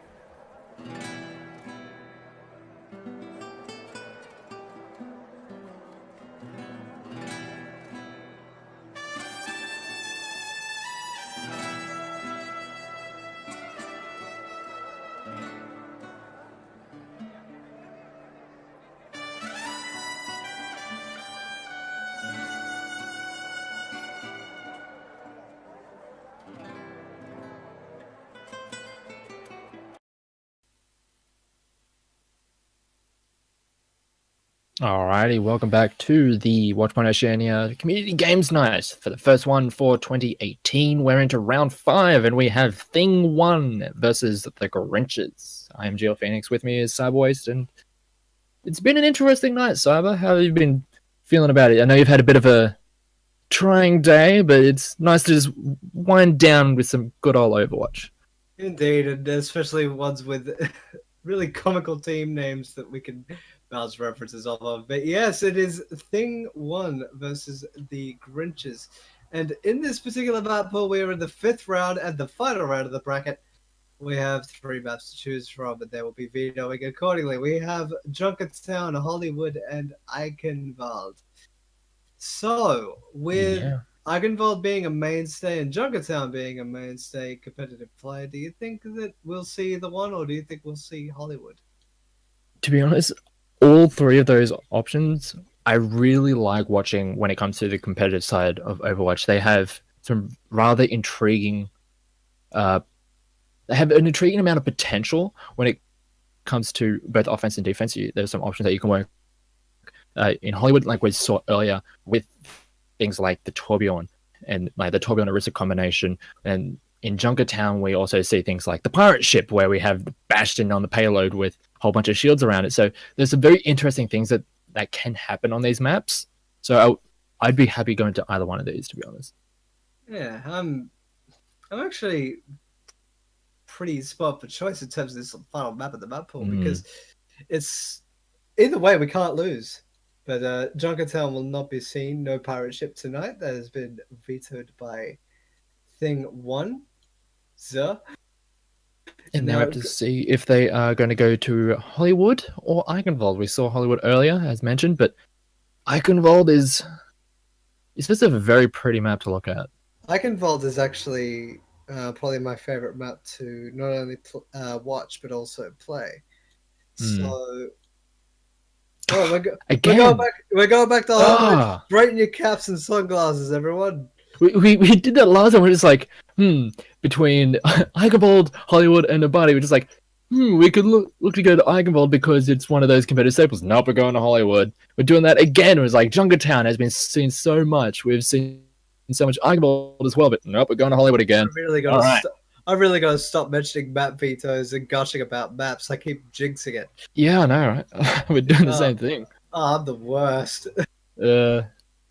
It's still a very fun map to watch, because, as I mentioned, there are some very intriguing. Hollywood.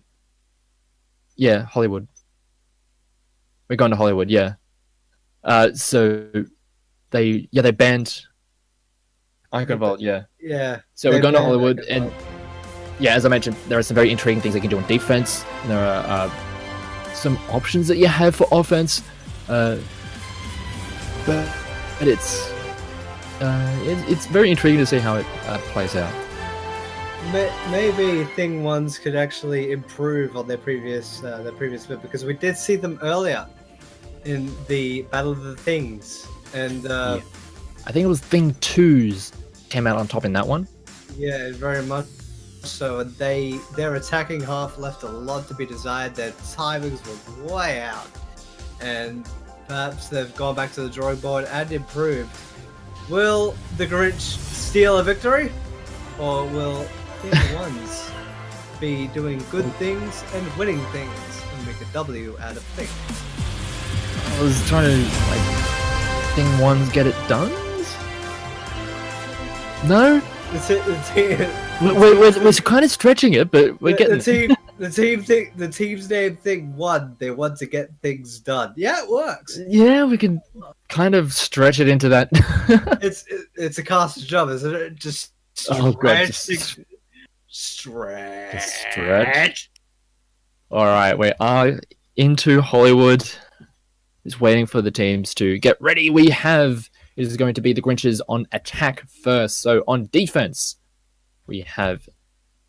Where are we? There we are. The Things of Thing Ones. We have Bifsta, Lens, Bonfire, Bane, Shadaz, and Boombolt. As we're waiting for Bifsta to get into it. And on the attacking side, we have the Grinches with Oars, TMNT, Lucky, Berry, Bunny, Sharkweek, and Sneal. Who is your favorite Ninja Turtle? I'm just going with. I don't know. It's like choosing a favorite child. That's very true. I only bring that up because the name of TMNT. Yeah. I wanted to get it in there as soon as I saw it. But on the attacking side, we will see a Reinhardt, a Farah, the Soldier 76, Mercy, Zarya, and Ana. A very sound attacking side here. And on the defense, we will see a Roadhog, Soldier, McCree, Bane, Shadaz, and Boombot. That Farah will have to be careful because there are 2 hit scans and they will be going for her like dust on a kitchen bench. And they are already looking to go past the arch and have the first skirmish of the match right here. Yeah, we're not seeing any of those interesting tech options like the Widowmaker or the Orisa and Torbjorn. We're just getting some straight up fighting as we do get the hook down onto Oars, but there's no one of his team around to help him out, and he just gets blown up immediately. So a good start to the fight coming out, picking off that front line, but already we're seeing this high ground Bonfire and McCree doing so much work and splitting up the attentions of the attacking side, so it's going to allow this defense to hold on for just that little bit longer. Yeah, and also a thing of note, at least at the moment, keep an eye on Sharkweek. Allow me to bring her up. She is at full charge, and a full charge Zarya is terrifying. The damage they can output at high charge is absolutely insane. It will actually melt a tank in very quick order. ORZ will be charging in, will be hooked straight out of it by Bifsta, the giant Roadhog there. And Boombox will take out all three of the attacker's legs. Not getting too much off of it though. Sharkweek will be melting down the defenders, but for now it looks like the defense will hold on to this first point. Yeah, it was a great Earth Shatter coming out from Boombolt. The kills didn't come in immediately, but it set up the rest of the team fight that allowed that defense to just get into position to clean it up.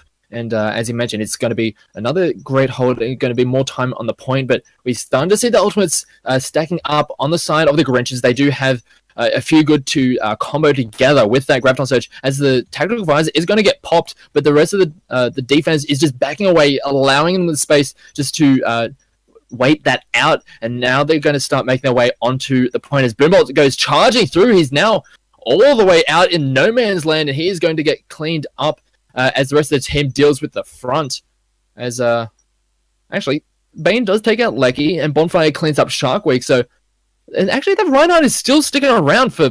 He was not taken out. He was so far out of position, but the offensive side of the Grinches were not able to deal with, as they are going to be investing quite the ultimate of the Graviton Surge, but the Transcendence does deny that completely. So it's just a trade of ultimates that is going to back away and get ready for this next offense. Oh, definitely have to recoil. They do not have a lot to work with. Bifsta will sit the Zarya out for the time being, and that will mean that the attack will actually have to wait for a little bit.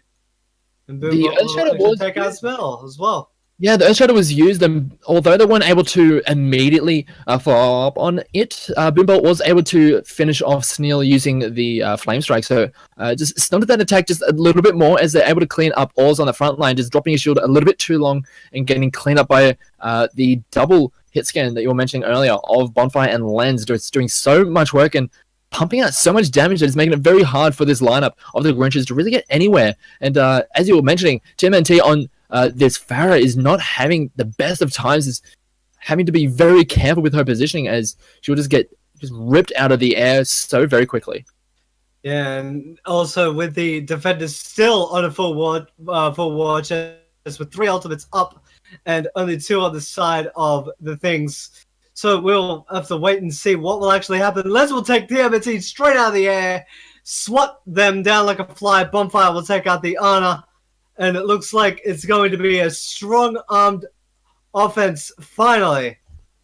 That was looking so good. TMNT will look over the point and just be sent down to the ground. The Valkyrie will be wasted. Barry Bunny will be sent out and sent packing, and things doing very good defensive things and holding the point, not even allowing the Grinches to get a tick. Yeah, that was incredible defense coming out from the things. They just didn't give up any space, and it just looked like it was a bit of a hasty push onto the point towards the end there from the Grinches. They put the nano boost onto the Zarya, but they weren't able to get any kind of value out of that. And once they started moving forward, members were getting picked off left, right, and center. And that double DPS coming out from the thing ones, they were just able to do so much work, and we're not really pressured all that much. We're allowed to get just so much value out of those picks. Yeah, it's a bit of a shame. That fight was actually looking so good at the beginning. The opening fight was looking in their favor, and the last fight before the end of the first half was actually looking quite even until just the entire fight just turned on its head by ultimate usage, which is basically just the long and the short of it. But now we have been dealt with the change, and who do we have on the defending side? We have ORZ on the Bastion. Oh boy. Here we go. They need to essentially make, as we saw in the previous round, when you have not much ground to give up, you have to just pretty much throw all your eggs into the defensive basket. You can't afford any kind of cracks to form in, because if you start to fall behind in these fights, the game is essentially over. So you have to just put that wall up and hope that it's just going to hold and that they can essentially pull out a draw in this. But it's going to be a bit of a rough one, as we are going to have the thing ones on offense now, as they are going to be bringing out a Bastion for themselves, interestingly enough. I was expecting a quick change from Bissa, Yeah, because that seems to be a trend. They love to change characters in Spawn to throw off people, but it looks like they're actually giving it the old college try. But the Grinches, they essentially can't put a foot wrong. They send one person packing, it is basically done. They're already starting to touch the point of the attacking side. Looks like they're getting dived upon. OSZ will shred Winston clean in half, but will be blown up by Bonfire's flash. Or they will be resurrected. Yeah, the trading kills back and forward, and it looks like the style of fight that the Grinches want to play is very all over the not all over the place, but it's a very coming in at all angles, and it was enough to tear apart the lineup of the Grinches. They were just not able to. Well, their attentions were drawn all over the place, and it was very hard for them to really get a beat and coordinate those team fights, because when you have essentially you had the Winston diving in on top of the cafe, you had the Tracer at the back of the point, and then you had the rest of the offense coming in from the front. It's very hard to coordinate any kind of defense when you got so much happening in so many different angles. It was just a little bit too much to deal with. Yeah, just essentially overwhelming the defense, which honestly was on a very fragile frame of mind to begin with, because knowing if you lose one fight, it's essentially game over, because they only had to get 1/3 of the point. They did not have to cap the point outright to get the payload moving. If they get 1/3, it's basically all done and dusted. And despite the best efforts from the defense, it was basically just they got squashed, they ran them over, and that was pretty much the end of that. And the things do good winning things and get a W on the board, and I believe move into the grand final. I believe that does secure them a spot, unless, depending on how Team Lorax go, I'm not sure how the buy plays into it, but we'll have to wait and see. I'm pretty sure Thing 2s are already in there, so if it is going to be yet another match between Things 1 and Thing 2s. That is just going to be another joy to go through. But yeah, we're just going to be waiting on the rest of those matches to finish up. That was actually rather quick for a hybrid game, so we'll probably be waiting a little bit for the rest of the round to finish up. But we'll be going to a quick break, and when we come back, we'll be bringing you the final for the Watchpoint Oceania Community Game Night. Don't go too far.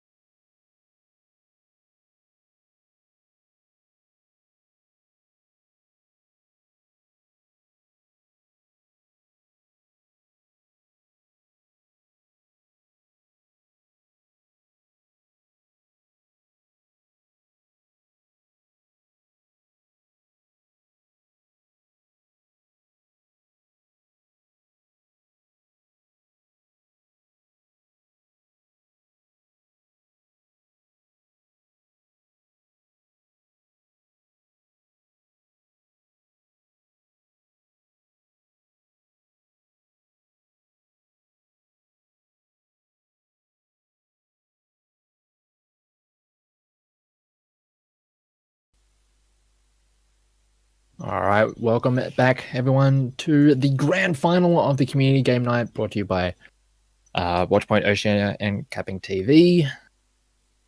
We are going to be the grand final is between Thing 2s and Team Lorax. So before the break, we saw Thing 1s win their final round game, but it just wasn't enough to get them the spot ahead of Team Lorax. So they end up coming in third, I believe. So we are going to have Things 2 versus Team Lorax, and the way the map bans has gone, we saw a ban on Ejung Tower and also on Watchpoint Gibraltar. So we'll be going to Kings Row for the final.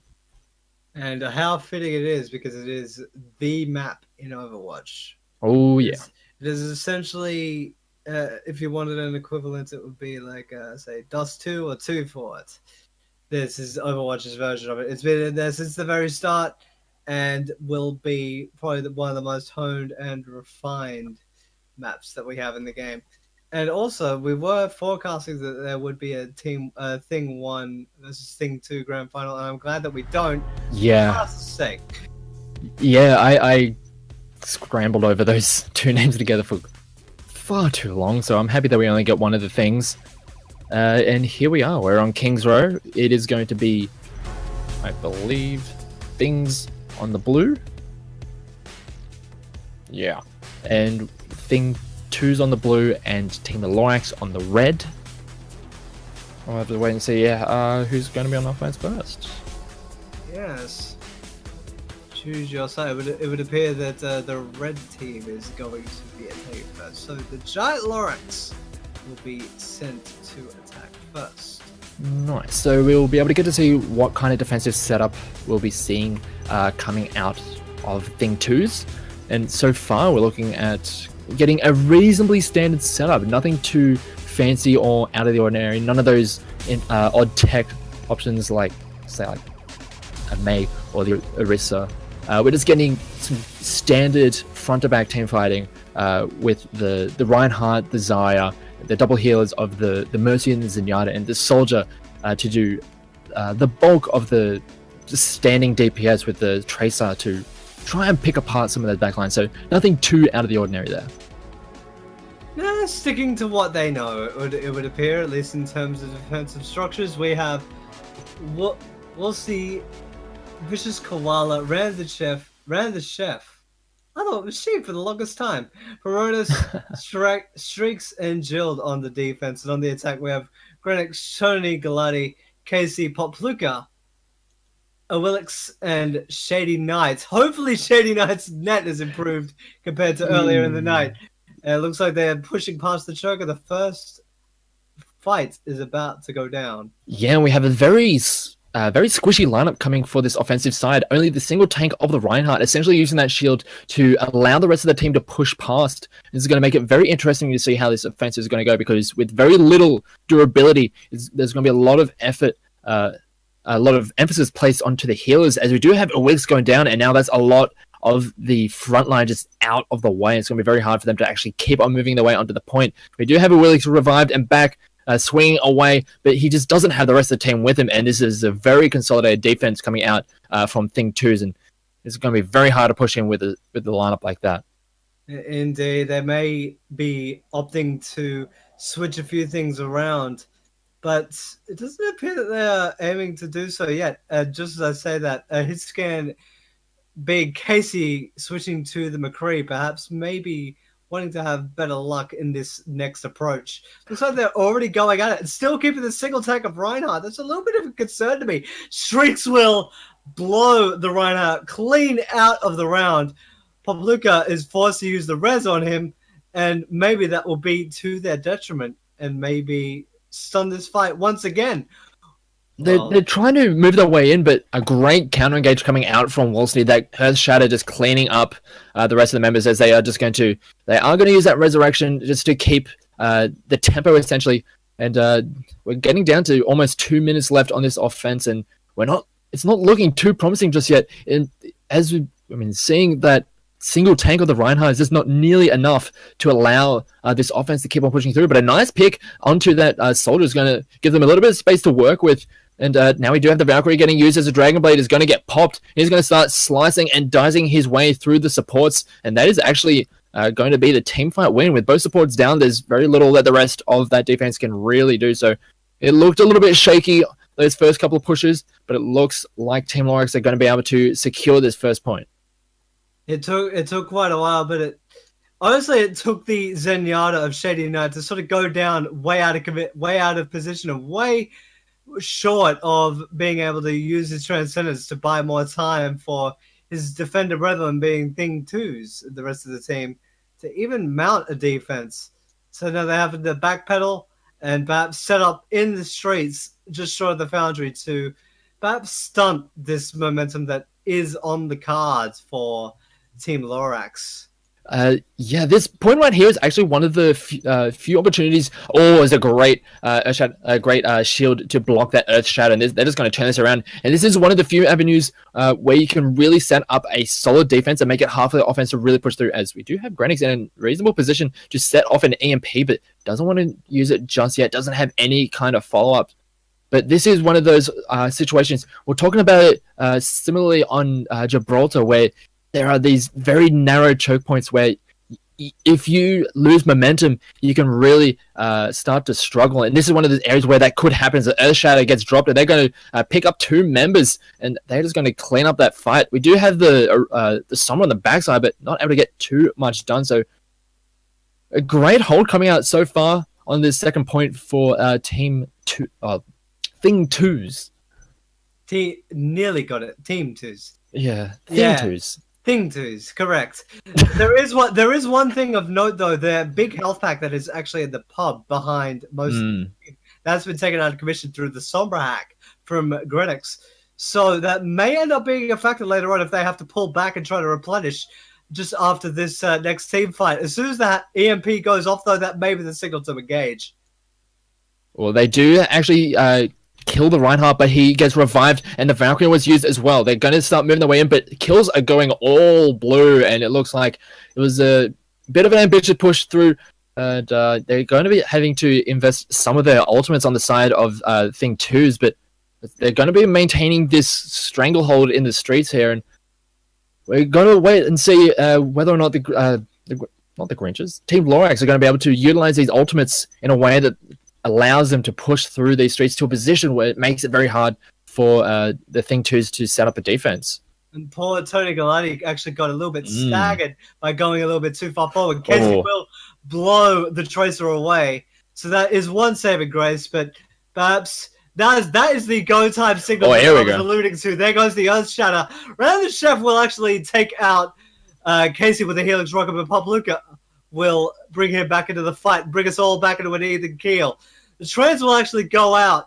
The scrap will continue, and one of the healers is taken out of commission by the Genji there. And that is the health pack hacked in the pub as well. So that may make the hold a lot more difficult. And Pop Luca caught way in the back, perhaps making the attackers maybe think twice before wanting to attack the point. And even though, they did get a little bit of distance on that, they lost far more in that engagement.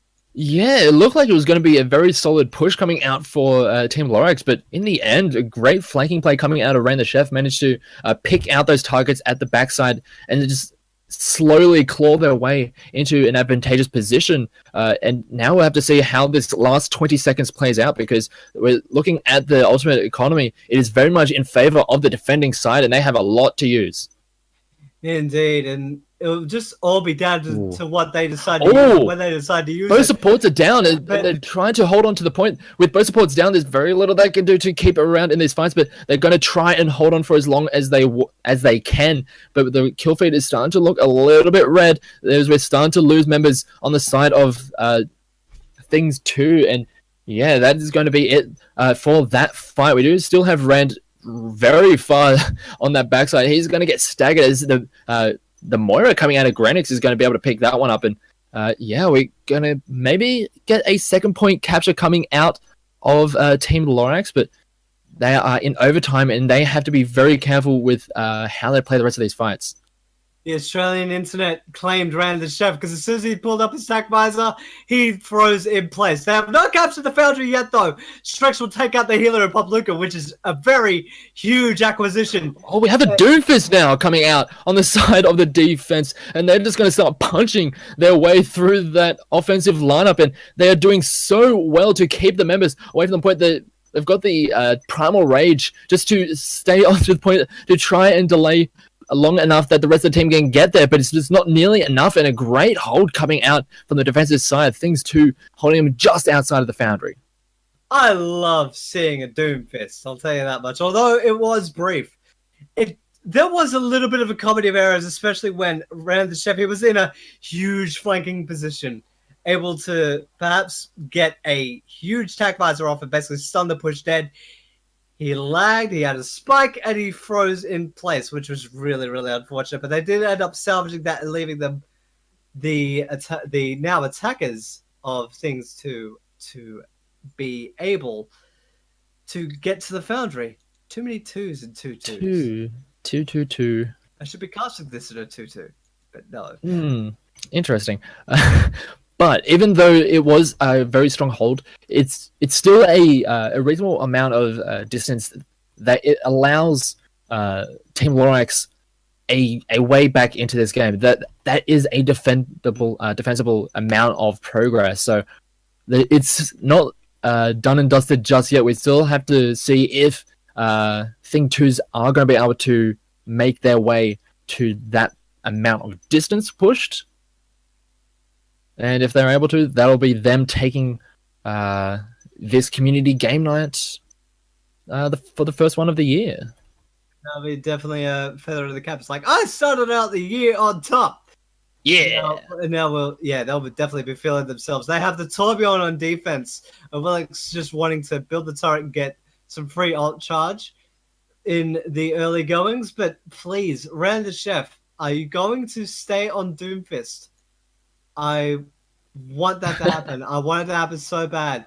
Jill, not even going for the recon arrow of Hanzo, switching back to Zenyatta, but Shrieks being on the Widow could be a force to be reckoned with if they can get her into position. But with this type of defense, at least so far, just based on the lineup alone, it could prove to be very tough to get into. Yeah, with the Rissa and the Tourbillon, that is going to be a decent amount for the offense to push through, and Ranchef is going to be still on that Doomfist, and he's going to be able to get into a very nice deep position, and we're starting to see the kill feed line up blue as Streaks is able to just essentially split the middle, just force the defense into very awkward positions because you don't want to be out in the open, and that just allowed the rest of the team to just follow up and just clean up that defense. We do have the point almost getting picked up. Moira is on the backside into a rather interesting position to try and hold out, but the point has already been taken, and now she's just in a very awkward position. Yeah, her and the May that is coming to back up of Rand the Chef.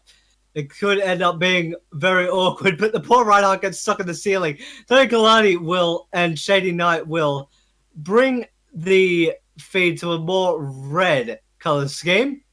Convalescence is ready for Grenix, so this next fight could prove to be very interesting as it begins now with Tony Galati unsheathing the Dragon Blade, but only getting one off of it because Strix will blow his brain completely out of his chest.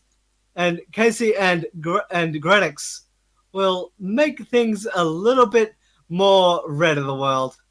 Yeah. And this fight is essentially done and dusted just below the arch. Oh, a great Graviton, but the Mega Wall is going to be blocking out a lot of that follow-up, but they are going to be able to make their way. There's just a little bit of space around it, and they're going to be able to move forward. Pyronius is going to be able to clean up that May, and this is going to allow the offense to keep on rolling through the streets, and we'll have to see if they're going to be able to get any kind of defense set up, as Streaks has got a very forward position, trying to clean up any of the reinforcements, and he's got help from the rest of the team while the offense is trying to clean her up.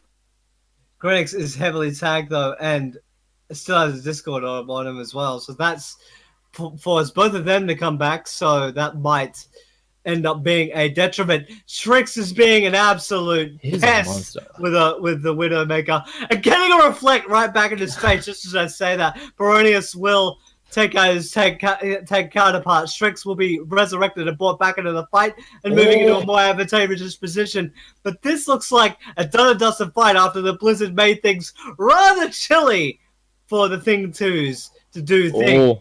A great boundary coming in for the Mercy. Going to be able to get the rest of the team up, but it's not nearly enough. They just keep on losing members. There's only so many revives you have. And sure, this Mercy is being really pesky like a mosquito, just fluttering around, trying to just keep that payload stalled. But it's just not nearly enough. They're losing members left, right, and center. They're trying to get anyone on there, but it's not nearly enough. And that is going to be the game. Thing 2s take it, and they take the day. Take the W, they take the night, they take the match, and they do the winning thing. Exactly. And in style, look at Rand the Chef. That skin actually really freaks me out. I gotta be honest with you. But this stagger was absolutely brutal. Yeah. Taking out poor Pop Luca, who was caught way out of position. This was an incredibly deep flank. Yeah, the incredibly deep flank, and from there they were able to turn that fight around. I believe that was after they lost a few members in after quite a few ultimates were used by Team Lorax, and it was from there that they were able to turn it around and start holding on much stronger. So very nice play there, and you got to give a lot of credit to the Widow play coming out of Streaks. We saw it earlier when they were on Hollywood, just controlling space so very well. Yeah, you kind of cop a reflected shot towards the end there, but still doing so much work, applying so much pressure, and making it very hard for the offense or the defense to make any kind of movement without that Widow knowing about it. And that's one of the most insane and devastating strategies if you can get it to work, with someone holding the long distance and making the entire opposition be very, very wary of their surroundings. And when they're in that sort of hysterics, it's easier to exploit whatever they do, and they basically just put that on display. The Thing 2 just basically put on a clinic of King's Row attack in that closing stages. Yeah, it was very, very strong, and that's kind of one of the things we've seen more and more out of Widows over the past couple of months is you can just control so much space, and just getting those kills, forcing out the resurrections. Is this how the game has gone over the past couple of months? And we'll probably see things change once we see some of the changes coming into Mercy. Unfortunately, for Mercy players around the world, they're not going to be too happy about it. But yeah, that's something that's going to change. But yeah, this is a very strong play coming out of Thing 2s, and we saw it early in the evening, and we saw it there yet again. Indeed. And all in all, it's been a good night to start off 2018. And I said it at the start of the night, the end of last year, the last community night, and I'll say it again. Overwatch has a very strong player base, and not only in terms of skill, but just in terms of all coming together. And that was one of my favorite things to watch tonight. Just all the differences in how people approach the game, because the roster is, some will say limited, but I'd say it's actually quite good, because there is a lot of variety in how you approach the game, in not only in terms of a team, but in terms of an individual character or an individual player. How you take every fight and every way that you approach the character that you choose, and just seeing that on display, watching everyone get better and change their way of thinking over the course of 5 rounds and then the grand final. Just watching that all sort of come to a head like that is still a wonderful thing. Yeah, we as you mentioned, over the course of the 5 rounds and the grand final that we see in these community game nights is you see teams start to really hone in on the coordination. We start out on a control map where it can get a little bit sloppy. It's more just reliant on who can outshoot the other side, and the strategy is there in those control maps, but it's not necessarily as relied upon as it is for some of the other maps like the Assault or the Hybrid, where you're really needing to coordinate very much to kind of get any kind of progress, and we see that develop over the course of the night. And as I mentioned, it's great to see, and especially for these lineups that some of them are just thrown in. We get subs here, there, and everywhere. And yeah, it's very interesting to see how different players with different personalities, different play styles, kind of mesh. Yes, sir. And speaking of players and being standouts, we do have an MVP to crown. Alrighty, so it looks like at 13, out ahead by a reasonable amount, it is going to be Streaks with the most MVP votes. So yeah, congratulations to Streaks. We saw him in that final round on the Widowmaker doing so much work, applying so much pressure. So he's really deserved a lot of that praise over the course of the night. Closely behind, it was Bane and Awilix, and also TMNT and Sharkweek a little bit below that. So commendable efforts from those players. But yeah, Streaks doing so much work over the night, and he's going to be the MVP for the night. And for the completionists out there, for the people that love supports, they were not left out either. We had a tie for the support MVP for the night, with two amazing handles, I might add. Yeah, these are great names. There is Swaggers McGee and Vicious Koala are your people that get their +1 as supports tonight. Always tip your healers, ladies and gentlemen. And to round us off, we have the main tanks, the big brutes, the big bodies, to get the votes. And the leader of the charge there was Willix with 4 votes, and then Boom Bolt getting 3 votes as well. So to recap, with no real surprise based off of what we saw in the last map, Streaks is your CGN, your Community Game Night MVP, and I don't think there's any disputing why he got that. Yeah, absolutely. As I mentioned, his control with that Widow was just way too. It was just very stifling, and we were talking about the stifling heat. It just felt like he just couldn't really do anything, and yeah, it's very, very well deserved. And I believe that's it for us for the night, unless there's anything else that needs to be said or done. I believe.